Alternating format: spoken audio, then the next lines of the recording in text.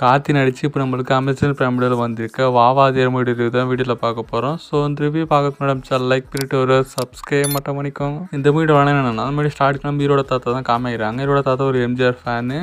திடீர்னு ஒரு நாள் எம்ஜிஆர் செத்து போயிடுவார். அந்த டைமுக்கு அந்த டேட்டுக்கு நம்ம ஹீரோவும் பிறப்பார்.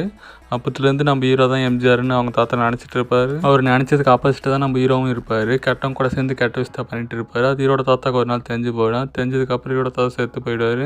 ஹீரோட தாத்தா செத்ததுக்கப்புறம் ஹீரோ கொஞ்சம் நடக்கும். நைட் ஆனால் ஹீரோ எம்ஜிஆராக மாறிடுவார். இதனால் ஹீரோ சில பிரச்சனைலாம் ஃபேஸ் பண்ண வேண்டியதாக இருக்குது. அந்த பிரச்சனைலாம் என்ன, அந்த பிரச்சனைலாம் சரி பண்ணி கடைசியில் ஹீரோட தாத்தாக்கு பிடிச்ச மாதிரி ஹீரோ மாறினாரா இல்லையா, இதுதான் மூவியோட ஆன்லைன். இந்த மூவி எனக்கு பிடிச்சதுன்னு கேட்டிங்கன்னா, இந்த மூவி பார்த்தீங்கன்னா டீசென்ட் வாட்சான மூவியாக இருந்துச்சு. இந்த மூவியோட ஃபர்ஸ்ட் ஹாஃப் எப்படின்னு கேட்டிங்கன்னா, ஃபர்ஸ்ட் ஹாஃப் பார்த்தீங்கன்னா totally waste. But second half பார்த்தீங்கன்னா ஓரளவுக்கு நல்லா இருந்துச்சு. இந்த மூவியில் கார்த்தியோட ஆக்டிங் எப்படின்னு கேட்டிங்கன்னா, கார்த்தியோட ஆக்டிங் சூப்பராக இருந்துச்சு. மெயினாக செகண்ட் ஹாஃபில் பார்த்தீங்கன்னா எம்ஜிஆர் மாதிரி ஆக்டிங் பண்ணதெல்லாம் செம்மையாக இருக்காச்சு. இந்த மூவியில் கீர்த்தி சுட்டோட ஆக்டிங் எப்படின்னு கேட்டிங்கன்னா, அவங்களோட ஆக்டிங் பார்த்தீங்கன்னா நீட்டாக இருந்துச்சு. அவங்களுக்கு அந்தளவுக்கு இம்பார்ட்டன்ட் கேரக்டர்